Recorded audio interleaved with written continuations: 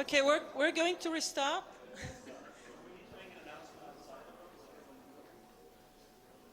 Have a look. Is this working? Yeah. All right. Waiting for Wheeler, he's got something to say. All good? So before we start with the awards ceremony,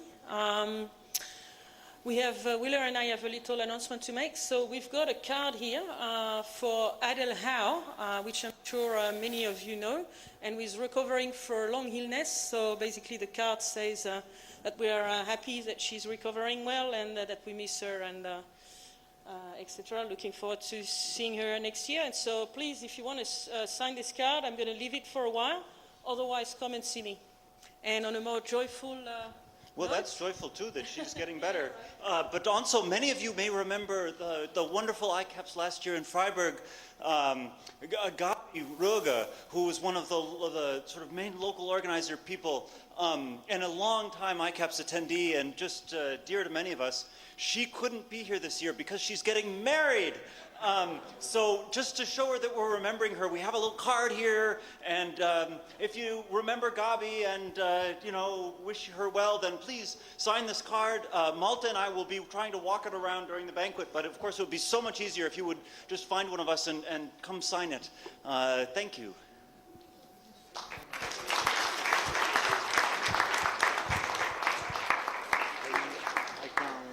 You introduce it now. Oh, well, Are you going to read out?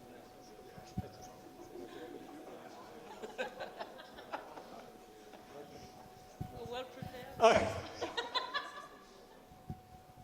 Okay, now we come to the Best Paper Awards. The first award is for the Best Student Paper Award.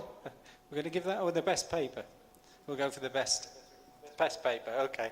Okay, we're going to go for the Best Paper Award, and this is going to be awarded by Bly. Okay, so the Best Paper Award goes to Emil Keider, Jörg Hoffman, and Patrick Hasselum for the paper titled Semi-Relaxed Plan Heuristics. So please come approach us for the certificate.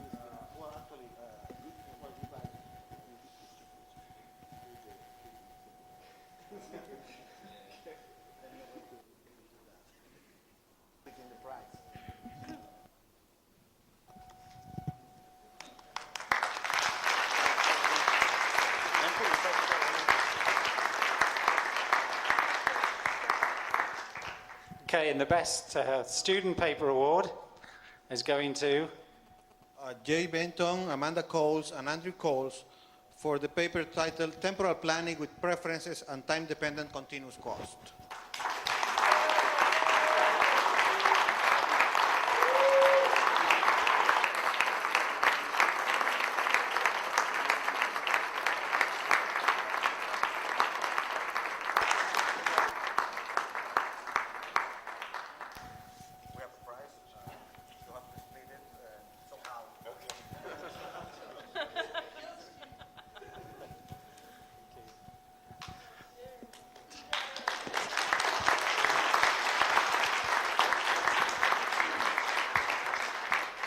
And the second Best Paper Award goes to Cohen Guyen, Vien Tran, Son Tran, and Enrico Pontelli for the paper titled On Computing Conformant Plans Using Classical Planners, a Generate and Complete Approach.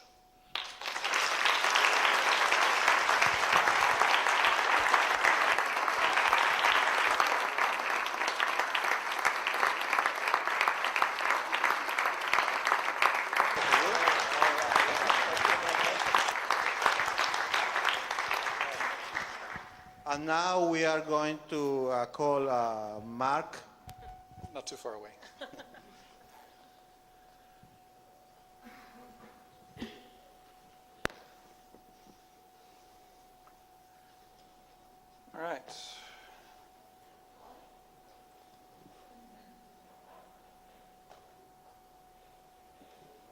Okay, that might work. All right. This year, I'm tempted to say for my sins, but it was really more of a moment of weakness. I was the chair of the ICAPS Award Committee. You're not saying you can't hear me. No, he was. All right. That was, all right. No, you can, all right.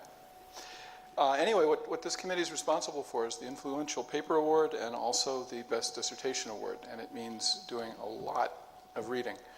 And this year we had more than the usual number of submissions. So Patrick, Dan, and Scott did an awful lot of reading in order to do this. Okay, so, and if I'm lucky, one of them in their moment of weakness is going to do this next year. So.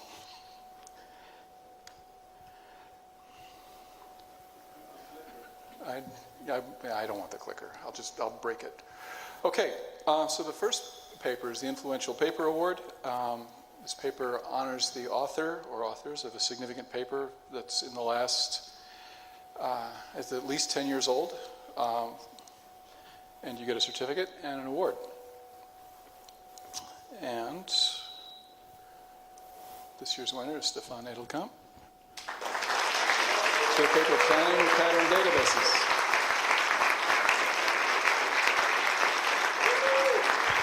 Congratulations.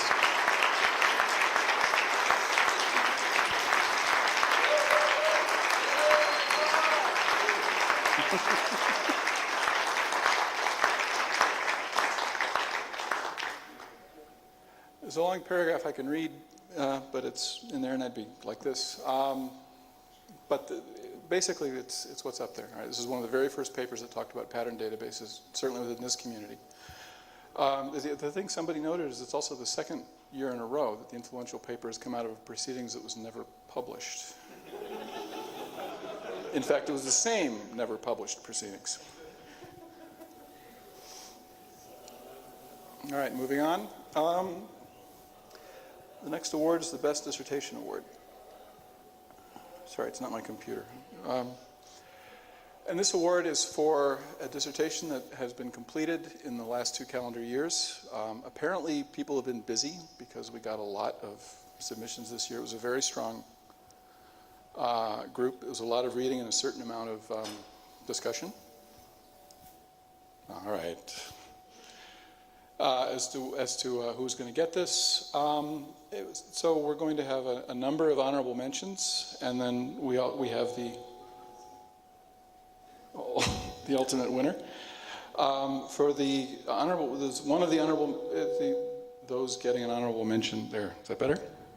One of those getting an honorable mention is here, and we'll be giving a brief talk. And then the winner will give a longer talk on the subject of that dissertation. And so the first honorable mention goes to Peng Dai for his thesis entitled Decision Making Under Uncertainty, Scalability, and Applications. Right, and Peng's among those that are not in the room, and his certificate was mailed to him. But he probably deserves a round of applause anyway, guys.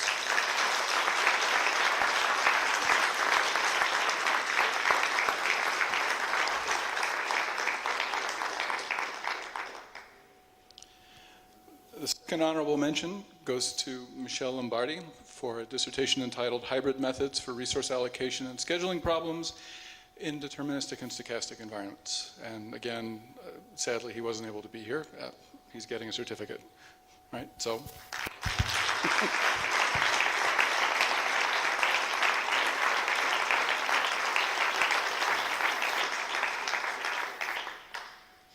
And the third honorable mention, and the one who is in the room, is Emil Kader for New Heuristics Planning with Action Costs.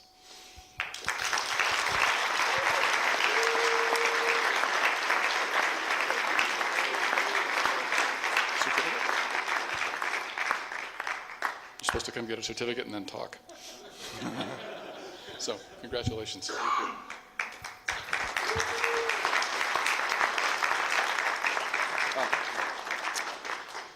Thanks. I wrote my dissertation at the Universitat Pompeu Fabra, and my advisor was Hector Gefter, and he probably deserves a lot of the credit for anything that's good about this thesis. So my thesis has basically 4 different parts. The first is the delete relaxation, so heuristics for inadmissible heuristics for the delete relaxation. The second is about soft goals, and I'll talk a little bit about those parts today. The third is about landmark generation, both for the delete relaxation, so how to generate sound and complete landmarks, and how to extend that to the types of compilations that I talked about today and that Patrick initially introduced, the first of which was the PyM compilation. And that let us generate conjunctive landmarks that go beyond the delete relaxation. So landmarks that aren't actually landmarks for the delete relaxation, but landmarks for the planning problem itself. And the fourth part was about something we called heuristics with choice variables. And that was how to integrate certain types of reasoning that is typically done in graphical models into the planning setting. So we have these variables that we call choice variables that could be set once during the execution of a plan and encoded some kind of property about the plan. So I won't have time to talk about those 2 parts though today. So as you can tell, I really like delete relaxations. I'm sure you're all familiar with the idea, but we start with a strips problem and we simply throw away all of the delete information and try to solve this to obtain a heuristic for the original problem. So the cost of the optimal plan for the delete relaxation, of an optimal plan for the delete relaxation, is both informative and admissible, but unfortunately it's NP hard to compute. But checking plan existence and computing a decent plan for the delete relaxation can be done in polynomial time. And the focus of this part of my thesis is how to compute good plans for the delete relaxation with no guarantees of optimality. So these can then be used for satisficing planning. So the first thing that we looked at was best supporter heuristics. The FF heuristic has been around for a while and is a very successful heuristic for satisficing planning. But one drawback to this is that it ignores action costs when it's computing delete relaxation plans. And when the quality of the eventual plan is important, when there's a wide range of action costs, this can be important. So we observed that different heuristic functions can be constructed by combining a best supporter function that assigns an action to each fluent, that's the cheapest estimated way of achieving that fluent, and a generic relaxed plan algorithm. So as an example of this, the FF heuristic is basically Hmax best supporters combined with this generic plan extraction algorithm. And our main contribution here was to, rather than the unit cost Hmax best supporter function, use different best supporter functions that were computed taking action costs into account and were therefore more informative or gave plans of better quality when action costs were important. And in practice, it turned out that using these types of best supporter functions could actually give us better quality plans. The next thing I considered was something we called the set additive heuristic. So the objective here is again to further improve the quality of relaxed plan heuristics. And while functions such as the additive heuristic and the max heuristic propagate action costs, what we did here... Use a different one. The other one's dropping out. Okay.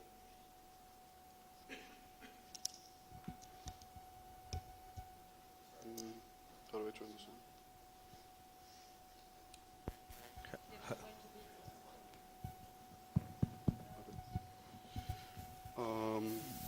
Okay, so instead of propagating costs, what we did here was to propagate actual relaxed plans.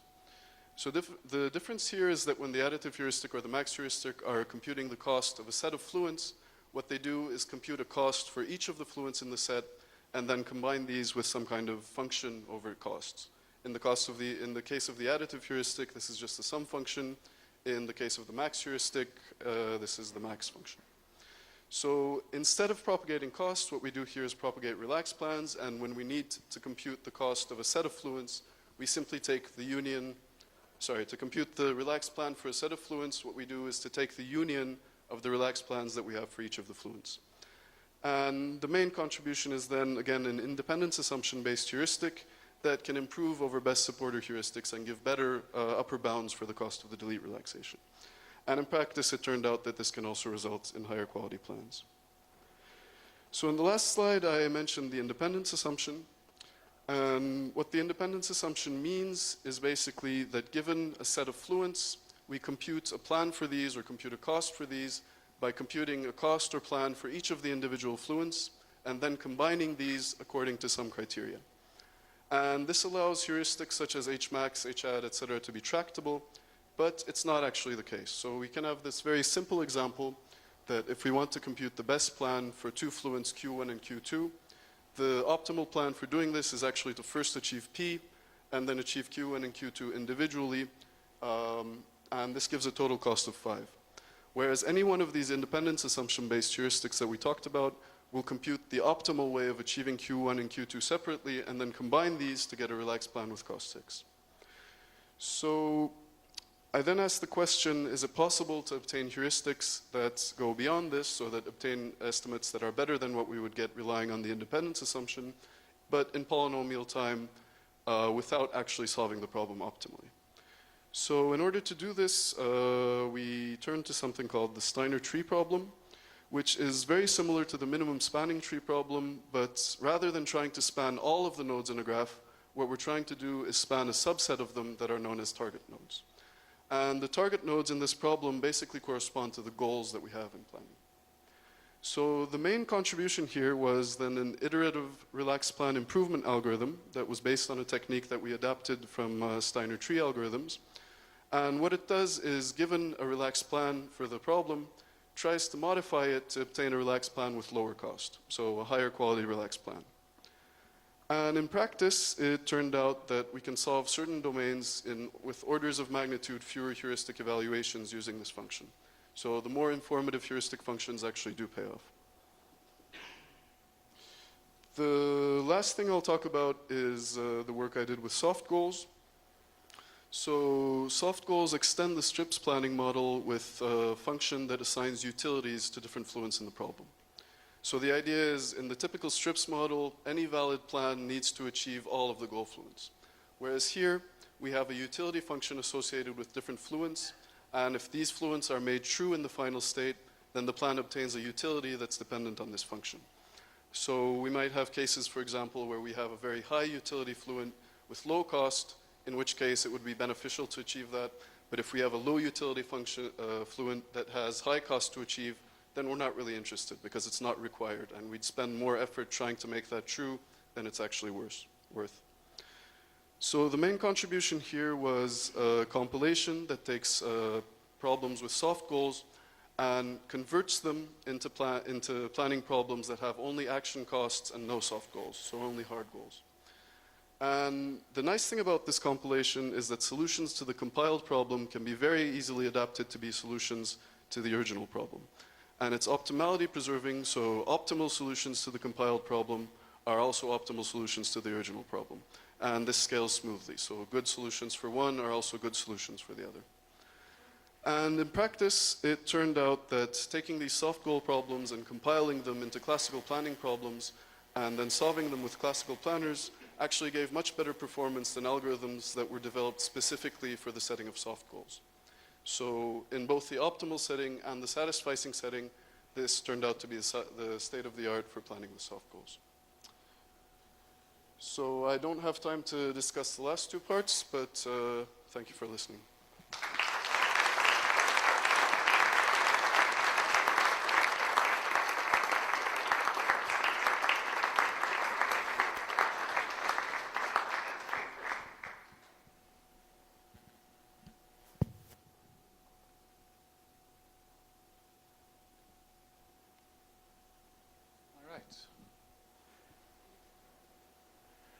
So the winner of the best dissertation for this year for ICAPS is Sylvia Richter for a dissertation entitled, it's probably the dissertation entitled, you didn't write more than one? Okay. Landmark-based heuristics and search control for automated planning. Congratulations.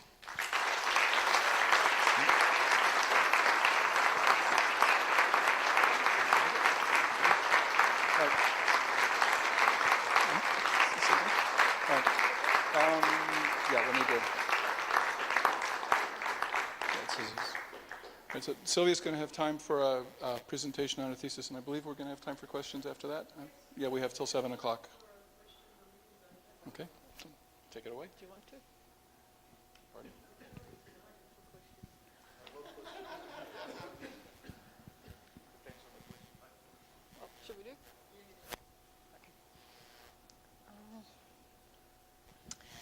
Okay, I'm talking about my thesis, Landmark-Based Heuristics and Search Control for Automated Planning here, which I wrote while I was a student at Griffith University and NICTA, under the supervision of Charles Gretton, Malte Helmert, and Abdul Sattar, and Emil's comments here as well. I believe they deserve a lot of the credit. The setting, without wanting to bore you with formulas, is classical planning, which we solve by heuristic search, and mainly satisficing planning, so we're interested in finding a reasonably good plan as quickly as possible. This is an outline of my thesis, and I will be talking about 3 of the chapters here. So a big part of my thesis has been on landmarks. I won't be talking about how to find them or what they can do, particularly in cost-sensitive planning, but I'll be talking about how to use landmarks as a heuristic function. Another big part was on search techniques, where I'll present a study of 2 techniques called preferred operators and deferred evaluation, and a novel algorithm for anytime planning.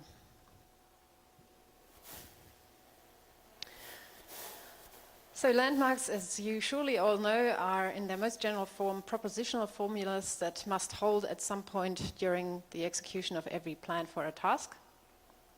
And in this work, I'm restricting myself to facts and disjunctions of facts. We can find these landmarks automatically by extracting the information from the task description. And here's a small example with a task in the corresponding landmark graph that shows that we can also find orderings, telling us, for example, that in order for the object to be at location E, it will have to be in the plane P beforehand. So you get this, whoops, well, what's the right button? That ordering there. Previous use of landmarks had been to use them as sub-goals and decompose a planning task into subtasks. That approach was incomplete, and so we proposed an approach that uses landmarks as a heuristic in a complete search. We say the heuristic value of a state is the number of landmarks that need to be achieved between that state and the goal. So the idea is we compute the landmarks for the task once in the beginning, and then keep track of what landmarks we've achieved already during the search. That is more computationally efficient than recalculating the landmarks for each state, but it means we have a path-dependent heuristic, because now it does matter how we reach the state that we compute the heuristic for. As a further source of information, we take the landmark orderings into account. And without going into depth, there's fundamentally 2 classes of orderings here, ones that are guaranteed to hold in every task, in every plan for the task, and ones that we believe to hold. So we have good reason to think that in any plan that we find in the end, this ordering will hold. And we can use that as long as we don't enforce that ordering to save us search effort. So the formula for the heuristic is given here. The heuristic value for the state reached by path pi is simply the cardinality of the set that takes all landmarks, subtracts the one that we have achieved and accepted, because we achieved them in the presumably right order, and it adds those that were accepted once, but we have lost them, so they're not true in the current state, yet we know we need them again. And we know that due to a special ordering that holds whenever a landmark must be exactly true one step before another landmark. So if we know landmark A must be true one step before landmark B, and landmark B has not been achieved yet, we know we need A again if it's gone. So this approach was complete and able to handle disjunctive landmarks. However, it was not competitive as a standalone heuristic with the state-of-the-art heuristics. That is due in some part to the fact that sometimes we just don't find enough landmarks in a domain. And what we did was, this is getting really loud. Okay. What we did was combine the landmark heuristic with other heuristics in this framework called multi-heuristic best first search that Malte proposed for the fast downward planner, where we have one queue for each heuristic, and we alternate between the queues when we select which state to expand next. Furthermore, we defined preferred operators for the landmark heuristic. The idea behind preferred operators is that if we know actions that are likely to lead to a better state, then we would like to expand those states before we expand other states. Can you turn that down a little bit? So I have the impression it's very loud. No? That's okay? Okay. So that's a second expansion criteria that we can use in addition to heuristic values when we want to decide which state to expand next. And such actions can be computed along with the heuristic function in a lot of cases. If the heuristic function, for example, is the plan for a simplified version of the problem, then we can choose the states that make up the plan for the simplified problem as our preferred operators. For the landmark heuristic, we define those actions as preferred operators that manage to achieve the next acceptable landmark in one step, if such actions exist, and if not, the actions in a relaxed plan to the next acceptable landmark. And with this setup, we were getting an overall performance improvement compared both to a base planner that uses only one heuristic and the previous landmark approach. So we get an improvement in coverage and a decrease in plan length. Now I'm going to talk about two search techniques that Malte proposed for the fast downward planner and that have been used in many systems since. Although up to that date of that work, there was little empirical evidence on what is actually the best way of using preferred operators, because there had been various methods proposed in the literature.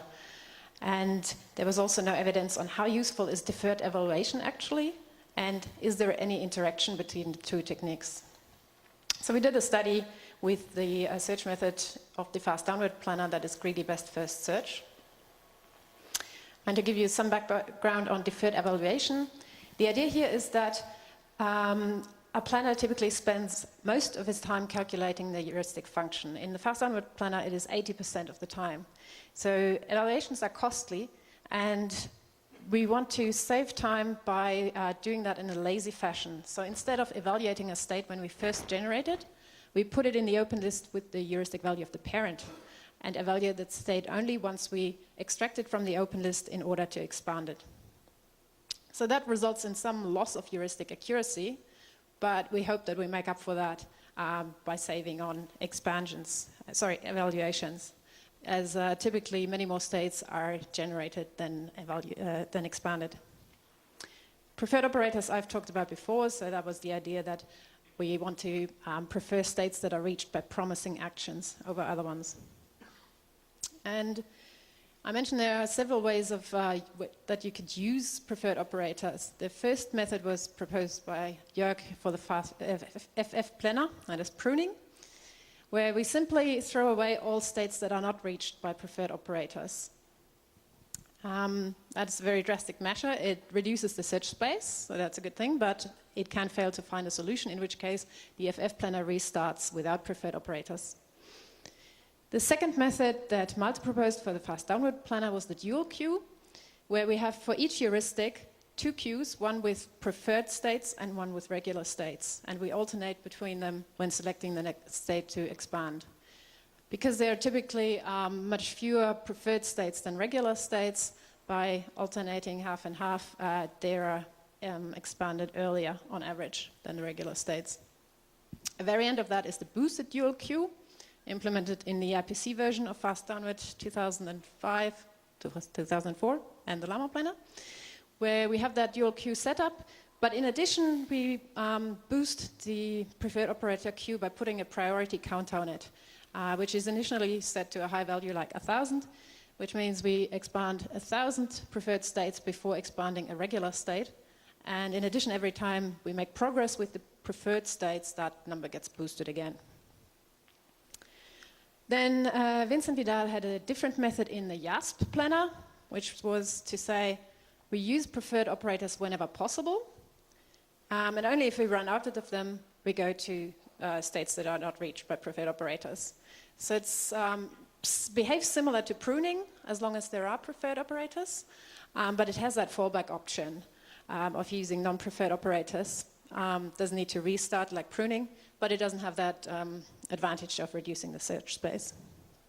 And the last method is the dual of that, where we use preferred operators for tie breaking.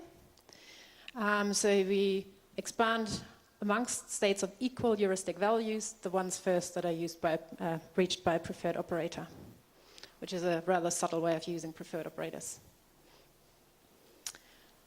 Okay, and the results we got were remarkably consistent across 4 different heuristics that we tried, in that preferred operators are extremely useful.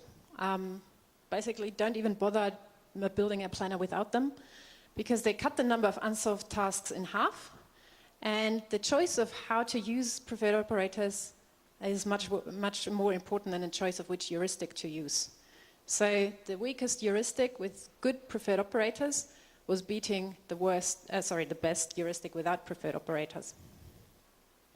We found that deferred evaluation is very useful in some cases, namely in large tasks from satellite and logistics.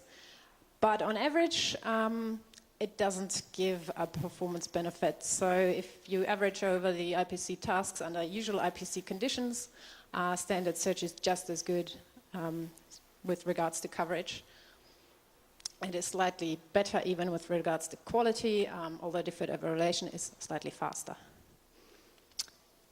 We found there is indeed a link between deferred evaluation and preferred operators, that deferred evaluation needs a stronger use of preferred operators, which is not surprising given that deferred evaluation has less information on heuristic values. So you would expect that the additional information you get through preferred operators helps more there. We found that for standard search, the dual queue is the best method to use. And if you use deferred evaluation, you should be using the boosted dual queue for preferred operators.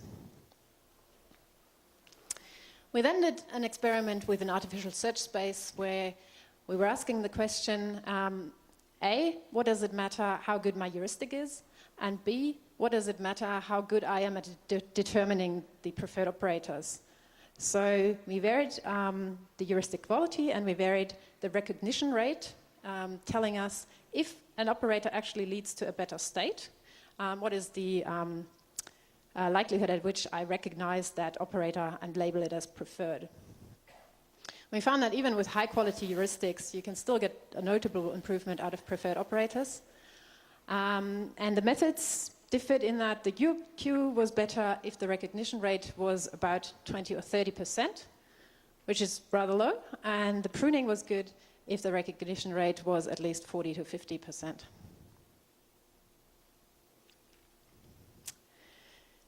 Okay, then we get to the anytime algorithm that was born out of trying to compete for IPC 2008, where the condition was the score was based on the best plan you find within half an hour. So it didn't matter how long you searched for during that half hour, what mattered was the quality of the plan that you find in the end. And this suggests an anytime approach, where first we tried to get the first solution as quickly as possible, because any solution is better than none. And then, if there's time left, we try to improve on that solution. And the methods we chose here was the greedy best first search for the quick and dirty one in the beginning, and then weighted A star to try and find a better solution over time. Weighted A star has a neat way of balancing speed versus quality. By choosing a higher weight, you get a faster search, but a worse quality, and lowering that weight will make your search iteratively less greedy. So the idea was we do several iterations and decrease that weight over time to get better and better solutions. Various anytime algorithms based on this idea have been suggested in the literature, and they go as follows. Run weighted A star. When you find a solution, output it and keep searching. Use the best known solution at each stage for pruning, and then possibly update the weights and reorder the open list. So the idea is here, try to reuse as much information as possible between the search iterations and basically keep going. When we implemented that, we found something very interesting, comparing it to a series of independent runs of weighted A star. So, just starting freshly every time. The independent runs of weighted A star seem to perform better than the continued search. And we found that this was due to the fact that the search is biased once it has found a first solution. If you do a greedy search in the beginning, you're getting to a goal that is supposedly highly suboptimal, and then you have an open list full of states that are close to that goal. So states in the open list with a low heuristic value because they're close to that goal, and that look attractive. And therefore the search, if it continues, will expand a lot of states in that area around the previous goal, rather than finding an area with a better goal. So the idea is, do restarts, go back to the initial state and go from there with a less greedy search in order to overcome this bias in the open list. Restarts have been proposed in various algorithms before, mainly in randomized algorithms where they're used to undo bad parameter choices, for example. Whereas here, we want restarts for a deterministic algorithm. And that's maybe a little bit counterintuitive to throw away effort in a best first search with an open list, because you think an open list will get you around to the right state, because you're always expanding the most promising state first, right? And you have all the states that you've seen in your open list. But as we saw, the choice of nodes in the open list is biased once you've found a first goal. And so we proposed the restarting weighted A stars, which runs weighted A star. When it finds a solution, it outputs that, and then it throws away the open list and restarts from the initial state. It also uses the best known solution for pruning and updates the weights. In addition, it reuses the previous search effort in that we keep track of the heuristic values of states that we've previously seen and don't compute these values again. And also we remember the best known paths to states. So the overhead cost that we get through restarts is that we re-expand some states that we've expanded before, but we don't re-evaluate them. And since expansions are cheap in planning compared to evaluations, that cost turns out not to be very high. And this is the result when we compared that method with various other anytime algorithms. The green and the gray line there are anytime methods that are not based on weighted A star. As you can see, they performed a lot worse in planning. So we zoom into the ones that are all based on weighted A star. And the red line is the restarting weighted A star. You can see it's clearly better than the other ones. So we have seen that restarts really improve performance in anytime planning. And we found that to be particularly true when search enhancements are used. So deferred operators and deferred evaluation as they are used in fast downward. And by doing some more experiments with an artificial search space, we also found that this particularly holds if the heuristics are systematically biased. So that means if I don't recognize an error immediately after one or two steps away from the initial state, but if I keep going into the wrong direction for a number of steps, then I'm more likely to end up in a bad situation, and then the restarts come in. So the conclusion is that the landmarks, the search enhancement, and the anytime algorithm, and some bits and pieces that I haven't shown here, all form part of the Llama planner, which won the IPC at 2008 and 2011. And what is particularly nice, I think, is that Llama winning that competition resulted in a renewed interest in landmarks in the community and has led to a lot of follow-up work on landmarks. So Carmel, Ares, and Malte have taken landmarks to optimal planning and achieved great results there. And that's a really nice outcome. And I want to say thanks to a lot of people who have been, if unofficially or officially, my advisors, reviewers or mentors. Thank you.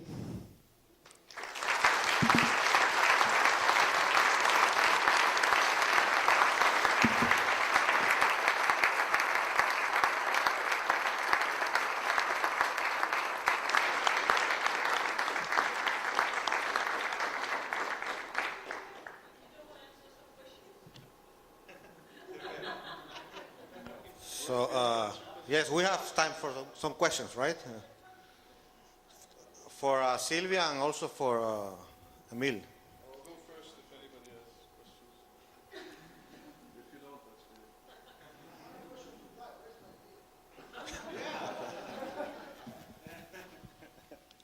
starved here.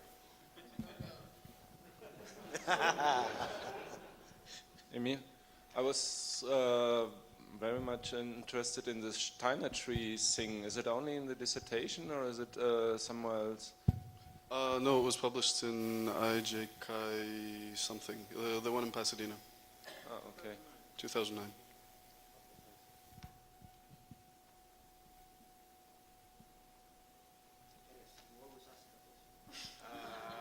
Yeah, no, but I was there at Hitchcock, so.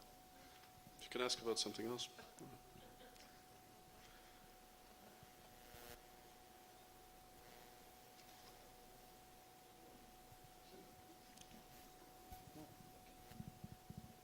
I've got a landmark question that's always bugged me. They're only ever computed once unless you're doing the LM cut type thing. Have you ever even just unpublished or published looked at trying to recompute all of these nice landmarks and orderings at different states? Maybe not at every state during this search, but halfway through stopping and saying, we've gone far enough, let's try and get new landmarks and keep going. No, I haven't actually tried it. In some cases, computing the landmarks does take up to a minute, and we didn't actually consider it worthwhile to do that repeatedly, but it's a possibility.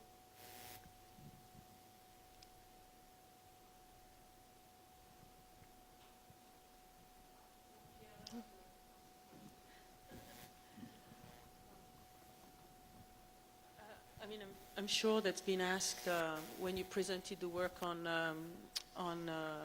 restart, how do you call it, restart, waiting a star. But so how do you compare this with, let's say, limited discrepancy search? I mean, like, what are the trade-offs? The trade-offs? Like, the imagine, difference- I don't know, a weighted A star version of limited discrepancy. So restart versus limited discrepancy. Well, I can only talk about the differences. I'm not sure what, I haven't actually implemented or tried limited discrepancy search. I know the difference is that they restart if they fail to find a solution after a while, whereas our restarts happen when we've found a solution successfully. And they explore all states that are, along the path to the goal up to a certain number. Yeah. I can see So- that, but I was wondering, what is your, I don't know, guess about the usefulness of one versus the other in different settings? I don't know. When would you use one and when would you use the other? Okay. Well, I don't have a very good Alright, idea okay. on that, I have to say. okay. Yeah. Maybe another question. So in the anytime algorithm, if you use the same way, the algorithm is pretty much deterministic, so it would do the same thing, and restarts are particularly useful in situations where the algorithm makes stochastic choices. So you probably changed the weight anyway after getting a solution, but Yes. to boost that fact, did you think about using some randomness, introducing some noise to benefit more from restarts? That's a good idea. No, we didn't do that. I mean, there isn't a whole lot of randomness, I suppose, that we could add in this setting, but guess for even example, just- operator ordering, yeah, Even for breaking ties. yes. Yeah. No, that's a good point, no.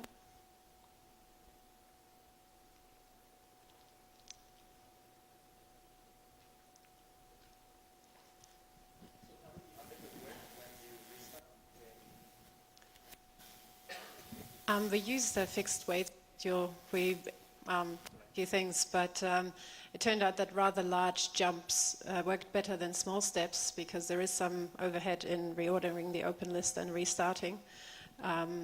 So we ended up with a weight schedule that was like 5, 3, 2, 1 sort of thing.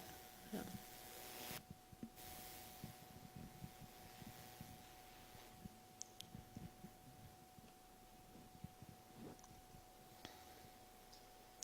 Okay, thanks. Okay.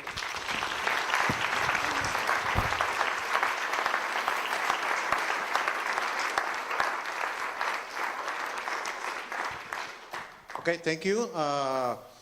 We'll see you again tonight at 8 for the banquet. We will have also the festivals and the Reviewers Award. So, Yeah, a lot more coming, yes. So at 8. It will be the restaurant. Pedra Grande, Big Rock. Okay, so see you there. Yes, see you there.